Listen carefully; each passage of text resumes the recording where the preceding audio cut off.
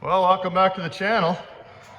We're going to continue building up this 1979 Kenworth as a tribute to the one used in the Smokey and the Bandit movie. And today we're going to pick up where we left off in the last episode with building out the interior.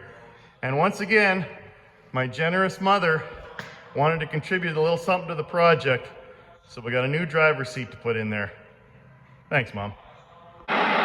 7.5 tons of custom forged steel. A Cummins after-cooled diesel engine that delivers 350 horsepower and 1,030 foot-pounds of torque. It can pull a 40-foot trailer load of 76,000 pounds of cargo 850 miles without refueling. It sleeps two behind a cab which looks more like an aircraft cockpit than a truck.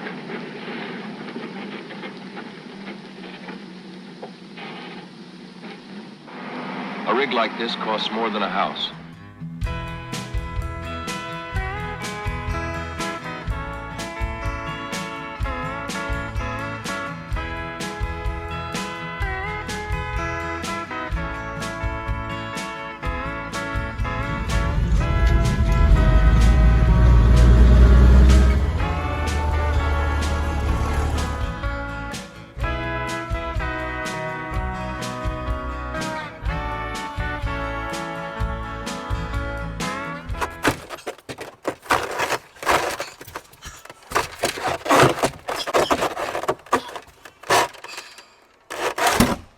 So mystery solved. So I talked to Anthony at the DayCab Company and told him how this ceiling panel just wouldn't fit in there. And so I sent him a picture of it and he noticed right away, this edge is not supposed to be here. This is supposed to be trimmed right off even. So for whatever reason, when they manufactured it, they didn't zip cut this off. So I was contemplating trying to cut it myself, but I figured if I don't cut it straight, it's gonna look like hell. So I talked to Anthony and he goes, you know what, just package it up. We're gonna send this panel back to me. We'll take these out of here and we'll make a new shell and we'll put those back in and send you it right back. So that's one thing about the DayCab Company. If anything is ever wrong on any of the work that I've ever done with them, they always make it right. And that's why I love working with them so much. So thanks again, guys. I'll get this packaged up. We'll send it to you and we'll, when we get this back, we'll put the roof panel, the correct roof panel, up inside the cab. Okay, so let's see what we got here. So this was a custom order from National Seats. I went to the Kenworth dealer in Nisku. My friend in the parts counter there, Chad, helped me out, order this bad boy.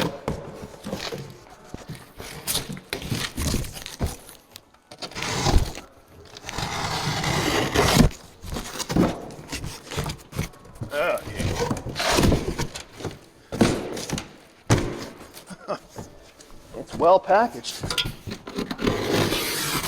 There we go.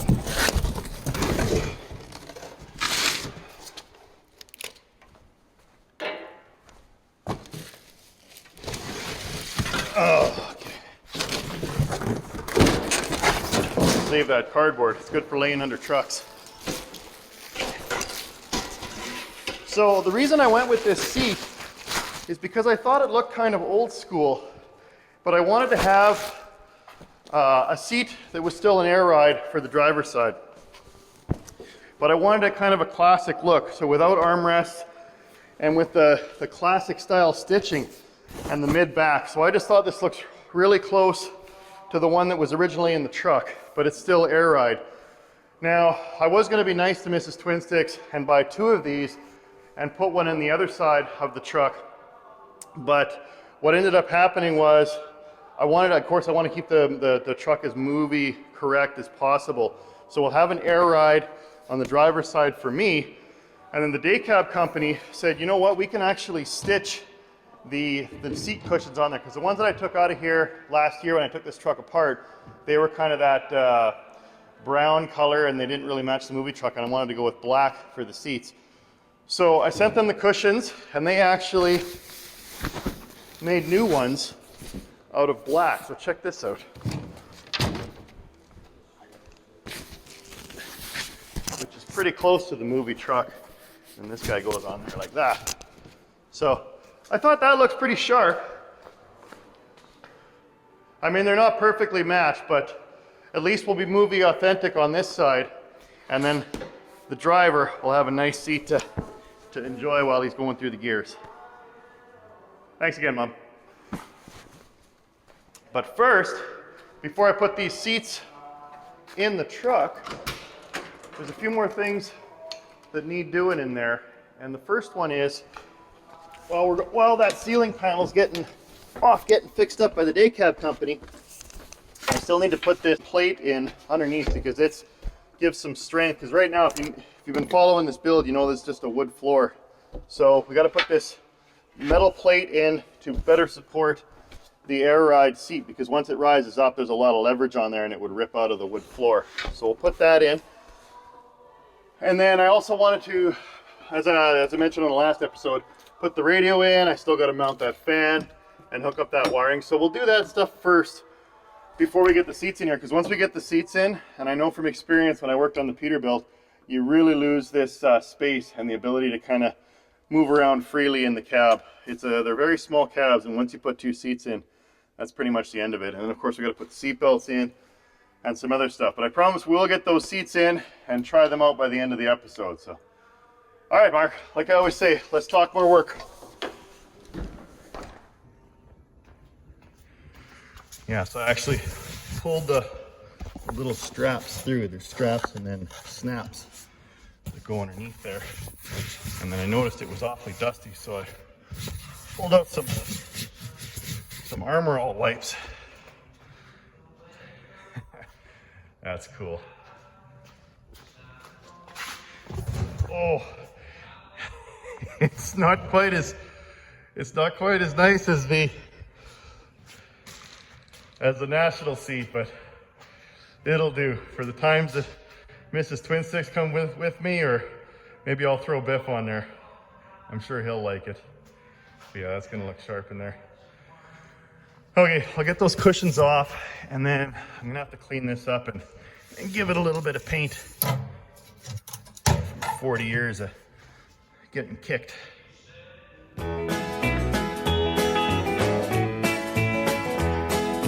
Redneck, white socks and blue ribbon. The barmaid is mad 'cause some guy made a pass. The jukebox is playing, there stands the glass, and the cigarette smoke kinda hangs up in the air. Rednecks, white socks, and blue ribbon beer. A cowboy. Yeah, that looks pretty good. Whew. Paint fumes are bad though, so let in a little fresh air and let out a little bit of heat. Man, it's pretty out there, but cold. Yeah, no thanks. Let's go back inside.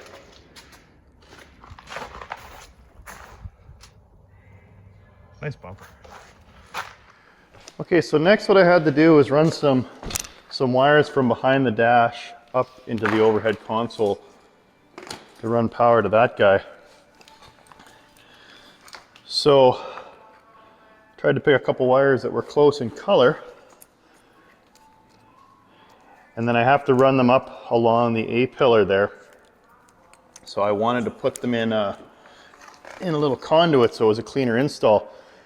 And if you've been watching Twin Sticks for a while now, you'll know that last winter I did a lot of wiring on the Pete, and I used a lot of this conduit. And what I would do is put it, there's a split, this is split loom, I guess you call it, not conduit. And I would push it in inch by painful inch. And the viewers out there said, well, there's an easier way to do that. So there actually is a wire loom tool that just goes around the wire and you just shove it all the way through.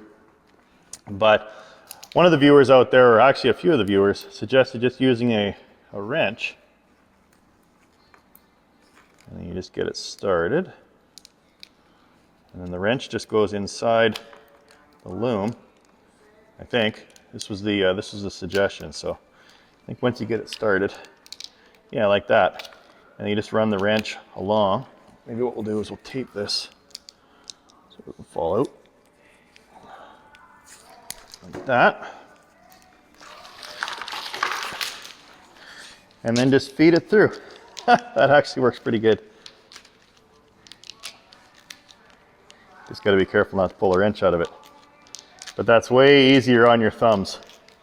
So thanks again to the viewer or viewers that made that suggestion. That's pretty slick. The pinball machine. A drunk at the bar is getting noisy and mean. Some guy on the phone says I'll soon be home, dear. Rednecks, white socks, and blue ribbon beer. No, we don't fit in with that white-collar crowd. We're a little too rowdy and a little too loud. But there's no place that I'd rather be than right here with my redneck, white socks, and blue ribbon beer. Okay, so what I did was I mounted the fan mount to that plate, and then I painted it because I wanted the bolts to all match. So while that's drying, I wanted to start tackling putting in the radio. And again, this is just a cheap radio off Amazon, but it's Bluetooth, so I can play my Whalen. And what I wanted to do was mount the speakers upside down in the console, same as I did on the Pete. And the hole saw that I actually used, I bought the exact same speakers. The hole saw is going to fit, but the problem is I actually took the speaker, and with the cover plate on the front, it's actually about an inch or two too big. So I'm not going to be able to mount them there. So what I'm thinking I might do is wait till I get the roof ceiling panel back from the DayCab Company, and then we'll just use the hole saw, and we'll just cut the holes, and we'll put the speakers right over top of the driver and the passenger. And that's actually where they go. That's where they were in the original truck. So that should work just fine. So we'll go ahead and mount the radio in, and we'll just kind of set the speakers up temporarily and see if we can hear some tunes. And then we'll get that fan mounted, and then that should be it. I'll clean this interior out, and we can start putting those minty seats in. Okay, so sometimes you get what you pay for. So this cheap radio that I bought on Amazon for, I don't know, 39 bucks or something, heck of a deal. I actually wired it in, and we turned it on, and unfortunately you could see that it lit up in behind, but the display wouldn't come to life. So this thing is junk. So what I had to do was pivot, and I ran over to Visions, and I said, give me the cheapest Bluetooth radio that you got. And so I think this thing was like 69 bucks, and Nakamichi or Nakatomi. So we'll try this one out, and hopefully it's a little better than the Amazon one. Okay, turn the key on. There it goes. Nakamichi. Okay, mode. Bluetooth. Okay, now let's see if we can find the device here.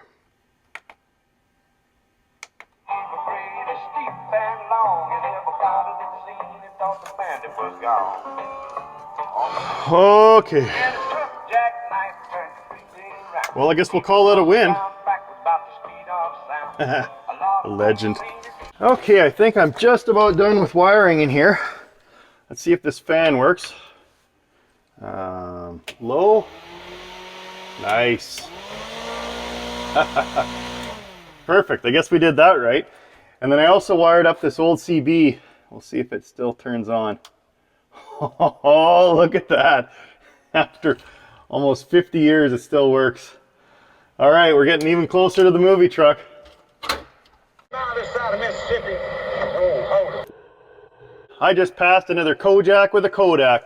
This place is crawling with bears. Where the hell are you? Okay, that's enough playing. Let's get this interior cleaned out, and we'll start finally putting the seats in. So maybe one of these days I'll learn to do things in order. I still don't know why I didn't put this plate in before. So, yeah. No big deal. We'll make it work. This is an odd shaped plate.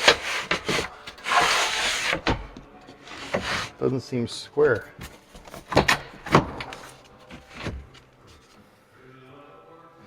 Why wouldn't it match this edge line here? Huh.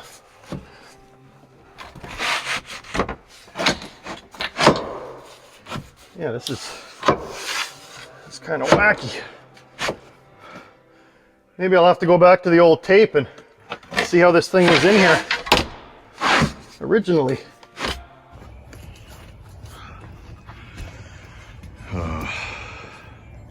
All right. It's good to have that old footage.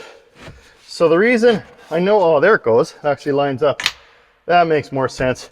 But the reason I know it goes like this as well is because this hole for the airline for the seat was in the center there. So, okay, so we'll go ahead and bolt that guy in, and again, and the seat bolts to this so it doesn't rip through the wood floor. And in case you're wondering, thinking, well, if you're just bolting a steel plate to a wood floor, it's still going to rip out.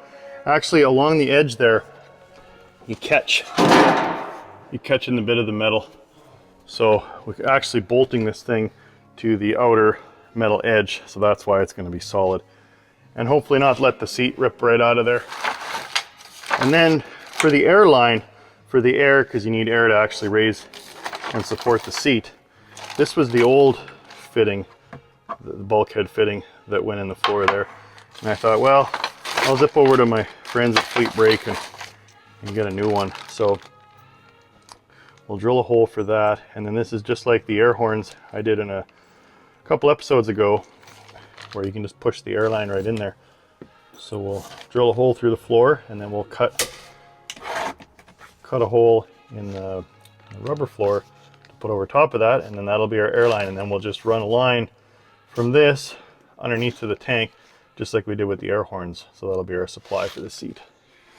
Okay, so I got the fitting in, and I put some gasket maker around it so it hopefully seals the weather out. Now to mark where it is. So now we know exactly where to drill. Where's my drill?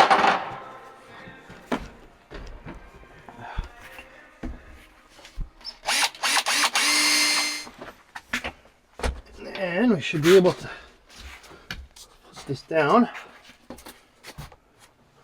Oh, look at that. And there's our drop for our air ride seat. Okay, so now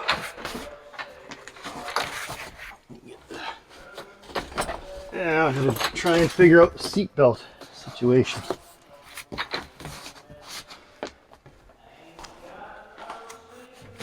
And of course, get this back underneath.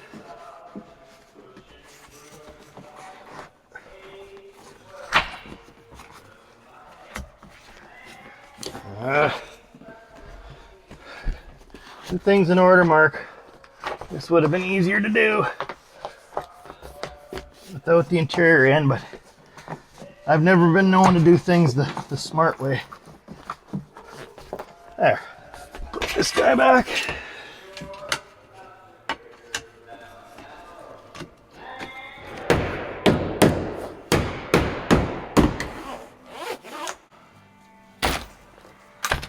Okay.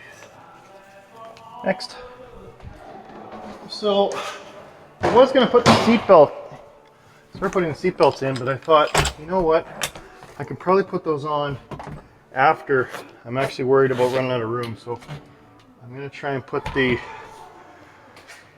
fixed seat in and mark out all the holes that I need to drill.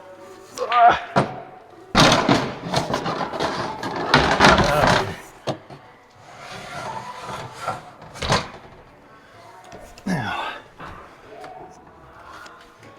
there, just got to mark out the holes, and I'll drill them all, and then we'll be able to bolt this guy down. I sure could use a helper because no one's holding it underneath, so thank goodness for vice grips. Starting to run out of steam. But I promised we were going to get both seats in, so let's see if we can get her done. Nice. How do I get those little straps there? And of course the last one's going to be the worst, to try and get through that hole. Okay. There. One seat.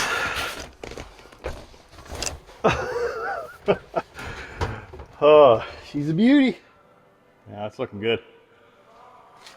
Okay, so before I drill the holes and throw the seat in here and drill the holes for the driver's seat, we're gonna plumb in some air on the bottom side of this guy. So to do that,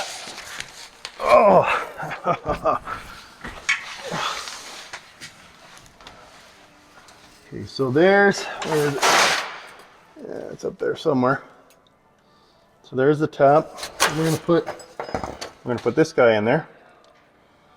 And then this is just a push fitting, just like I used on the shifter, where you could simply just take the line and just push it right in there. And then we'll do the same thing. I got another fitting, this guy here, and this guy goes in the tank, just like that.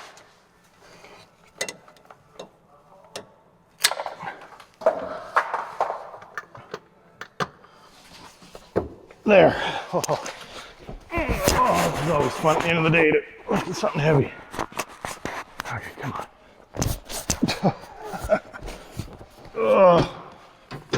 Get up there.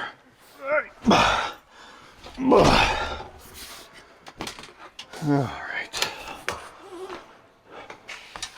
Yeah, that's looking sharp. Okay, so got to measure it out to make sure it's square, and then it's, I guess it doesn't need to be as far back because there is movement in the seat. You can move it forward and back. Guess I'll just put the seat somewhere in the middle. Something like that, and mark out the holes. Bolt it in, hook up the air line, and we should be good to go.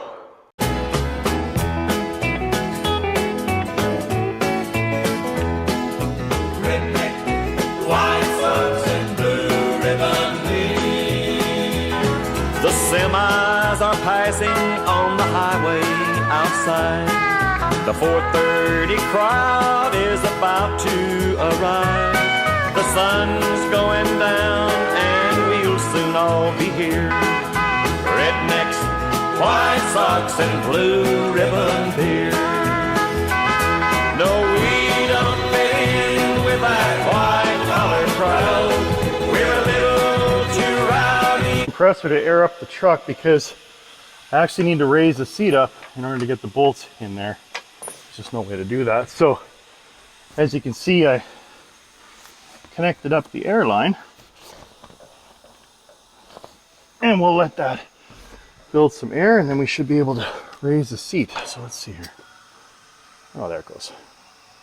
Nice. Okay, so now we can get those bolts in there and tighten her all down.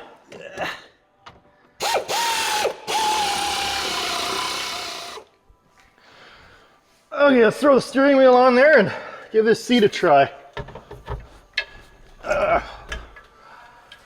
Oh, I'm running out of wind. Did a lot of work today. Oh, that's nice. Oh wow, you can air this thing right up to the top. I could be like those super truckers and have my head touch the ceiling. Yeah, no. We'll air that down just off the bottom. Oh, that's nice. This thing is going to be a treat to drive come summer.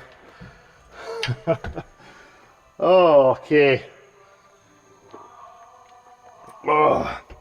Well, thanks to the DayCab Company for making me this venti passenger seat and refreshing that up with some black vinyl, and thanks to Mom. Appreciate that. Love the new seat.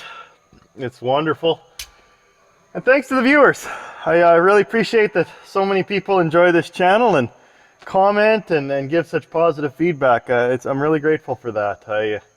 I just love these old trucks, and I can't stop working on them. So, and I get a kick out of the fact that there's so many people out there that enjoy watching and following me along. So hope you enjoyed the episode. Thanks for watching, and remember, if you got it, a trucker brought it.